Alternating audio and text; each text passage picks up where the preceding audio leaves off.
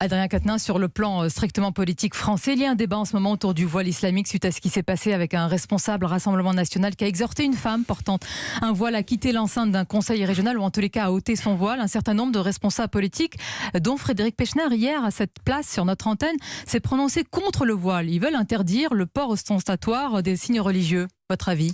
Je suis très inquiet de voir la pente prise par le débat en France. Moi, à vous dire très franchement que pour la société, j'espère autre chose que l'exacerbation du fait religieux dans l'espace public.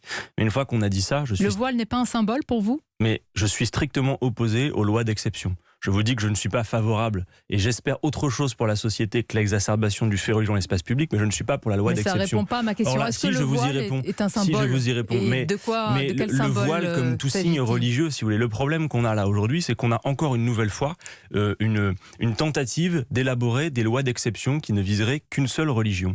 Et s'agissant de l'accompagnement en sortie scolaire, il faut être très clair, et aujourd'hui d'ailleurs le Conseil d'État s'est prononcé sur ce point. Moi je suis pour le respect de la loi. Je ne pense pas qu'on puisse aller beaucoup plus loin aujourd'hui. Il faut être sérieux et raisonnable. Mais est-ce que de l'autre... Attendez, vous ne me répondez pas. Est-ce que c'est un symbole ou pas ? Le voile. Mais les signes religieux de manière générale, le voile en particulier. Aujourd'hui en particulier, je vous parle du voile. Est-ce que pour vous, c'est le symbole, certains le disent, un islam politique ? Mais enfin, ça n'est pas sérieux de tout confondre. Dans la période, on a un débat. C'est une question, c'est pas une confusion. Dans les 15 jours, on a un débat qui en fait mélange tout, met tout sur le même plan. On parle à la fois de l'immigration, on parle de la radicalité. Et au final, je crois que tout ça nous affaiblit justement dans notre capacité à agir. Est-ce que le voile est un symbole ? La question paraît simple. Le voile est un symbole, comme la kippa est un symbole, comme la croix ostentatoire est un symbole. Moi, je vais vous dire une chose, sur les personnes qui font les mamans qui sont en accompagnement scolaire, les choses sont claires. Un fonctionnaire, un agent, lui, est soumis à un principe de neutralité parce qu'il incarne un service. L'usager d'un service ou en dehors de l'espace scolaire, la personne qui accompagne, si elle n'est pas un fonctionnaire... Attendez, mais il y a quelque temps, vous étiez gêné par le port du voile, vous vous souvenez ?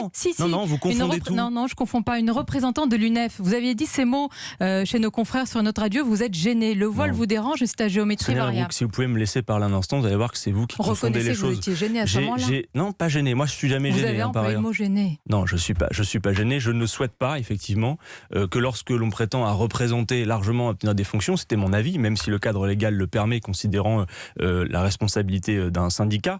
Moi, je suis favorable plutôt à ce qu'on mette de côté les signes religieux. Maintenant, une fois cela dit, je redis à ce micro qu'il n'est pas sérieux d'exiger des personnes qui font de l'accompagnement scolaire qu'elles soient dans un principe de neutralité absolue. Tant que les comportements ne sont pas des comportements de prosélytisme, tant qu'il n'y a pas en l'occurrence de volonté d'influencer les élèves, ça n'est pas sérieux. Et je mets en cause la manière dont M.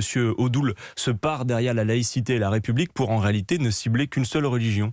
Et je pense que tout ça nous a fait... La laïcité, vous savez, c'est... Je voudrais dire une chose, parce que la laïcité qui est souvent dévoyée en quelque part, elle nous met aussi en difficulté. Est-ce qu'on peut parler de religion ? Est-ce qu'on peut critiquer une religion sans être taxé d'islamophobie ou autre ? On peut ? Mais heureusement qu'on peut critiquer toutes les religions. Alors, mais on ne peut pas attaquer les personnes, cibler les personnes en raison de leurs croyances religieuses. Vous m'avez pas répondu sur le symbole du voile. Mais si, je vous ai dit, c'est un symbole comme un tas de symboles. Et moi, je ne suis pas pour qu'on fasse de loi d'exception. La laïcité, c'est l'affaire de tous. C'est l'affaire de tous les croyants qui ne veulent pas que l'État se mêle de l'organisation de leurs croyances. C'est l'affaire de tous les non-croyants qui veulent revendiquer le droit de ne pas croire. C'est l'affaire de tous les citoyens qui veulent que la loi soit discutée, éloignée des vérités révélées. Merci d'avoir été notre invité ce matin.